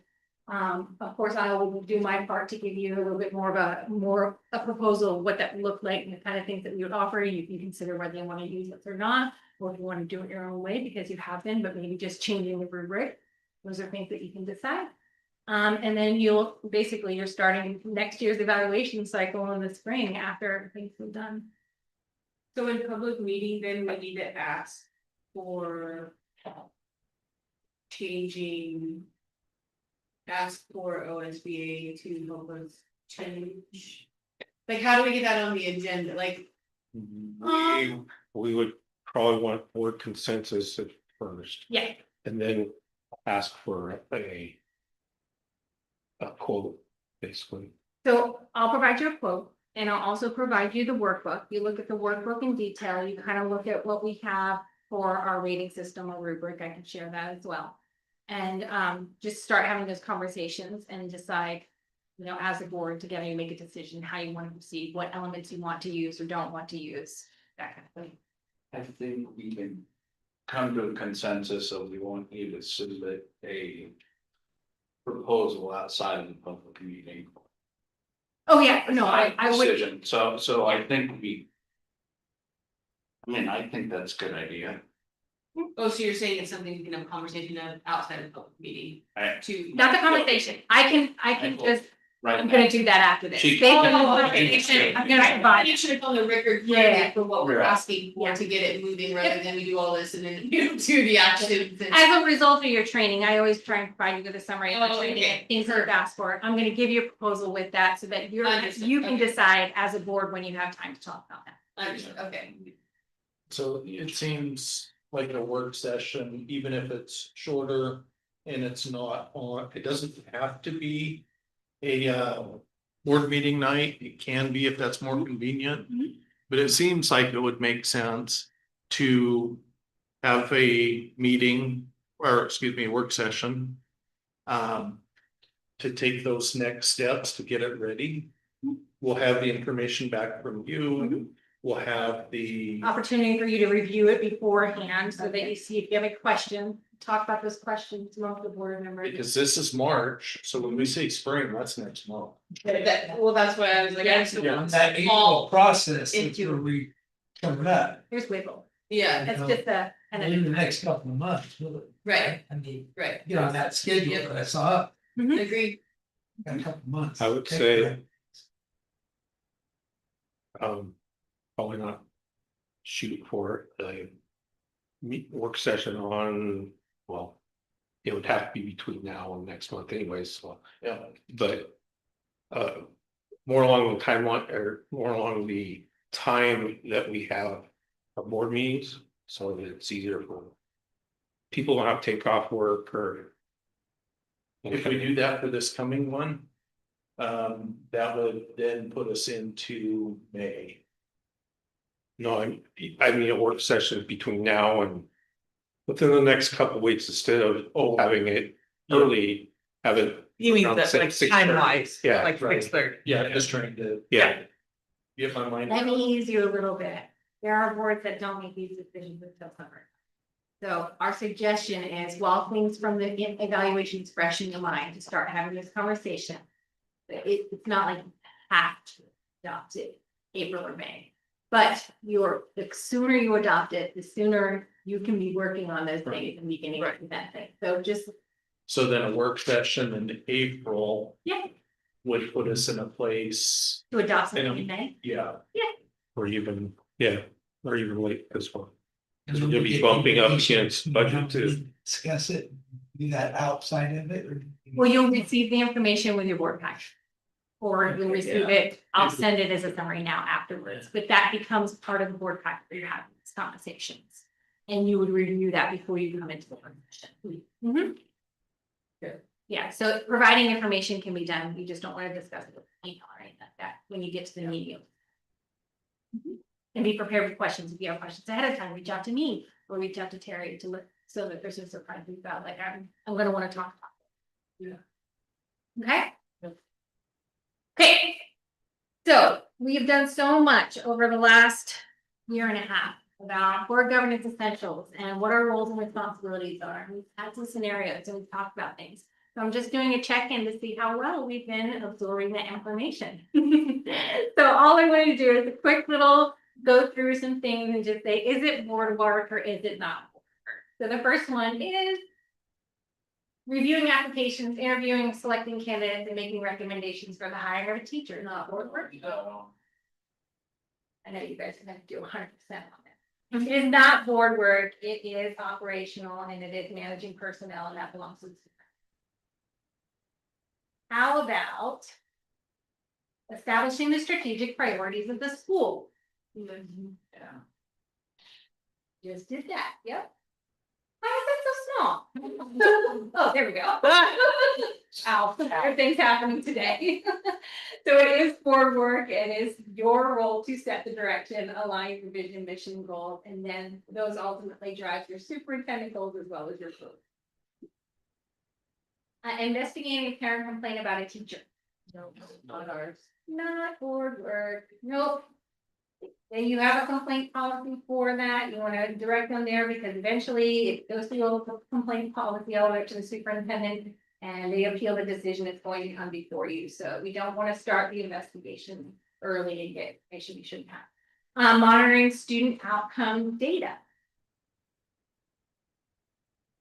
Monitoring outcome data of the student. Receiving it. Wait, that's not our. Reviewing it. We review it, but we don't Monitor monitor. it. So you're focused on the word monitoring. Oh, I'm not saying that you need to monitor the data and provide the report. But you need to monitor the data that's being given to you to make sure that what you've established as board goals and priorities is being met based on the data. It's oversight, it's board oversight, so you're monitoring by having those things and you're looking at them and you're making sure that things are aligned. Oh, that helps. And it's also for accountability. Hiring and evaluating superintendent. Yeah. Easy one. How about? Adopting policy. Board work. Primary. Ensuring budget resources align with strategic priorities. What are you doing today? Yes, it's definitely board work. See, I told you guys. All right, I do want to let you know, I know that we just kind of started talking about the superintendent evaluation, and I lightly touched on it because we do have a big webinar coming up on balancing accountability and support of the superintendent through executive evaluations. Where you're going to see what you saw some of today, but we're going to go deeper. It's going to be on April 20th.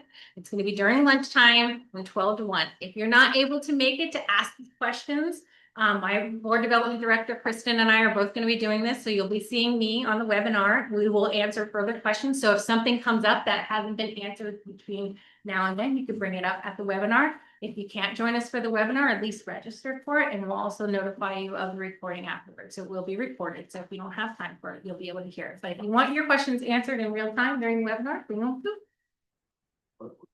So it's April 20th. Over the lunch hour. it was 12 to 1. expected, oh, And so there should be some information coming out. We'll be advertising it, sending that over email as well. But if you don't see anything and you want the link as soon as it popped up there, I'll make sure you get it. We also have some new opportunities. We just started our first meeting for the new board member cohort. This is a new program we're offering. We're kind of putting you into cohorts if you're new board members. We're getting a lot of specialized attention specifically for new board members and also putting you in groups with other board members so that you can have learning at the same time. We do have an in-person event coming up on April 2nd. So even though it said sign up by February 27th, people who weren't able to make it to the first virtual cohort meeting that we had, we are going to probably just kind of recap some of those things. So if you're interested, and you want more information on our level up, you can go ahead and go to the QR code or our website. And I don't know if you're familiar, we did have a new board member handbook. I don't know if you all have gotten it here. If you sign up or one of your members signs up for that, there are different tiered levels. We do give discounts for it. But that school board member customizable new board member handbook is part of it. If you haven't purchased it already, that would also be given to your district.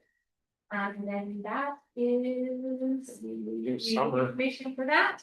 And that's pretty much it. So do we have any questions? Is there anything that you would like me to make sure that I send in my summary other than the proposal and some workbook information on the executive evaluation? Was this helpful? Yes. To get the conversation started? Sometimes it can be really overwhelming, especially not knowing the difference between the differences. That's it. You have dinner. I know you have another meeting tonight, so I tried to end it with enough time. Thank you so much for having me come out. I'm going to take pictures of what you've done. Oh, thank you. Yeah, I'll take my sticky notes back. I use those a lot.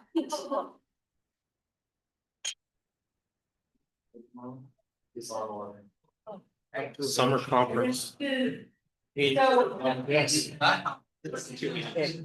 Yeah, it's gonna be summer school. Food is ready, so please join us if you're able to.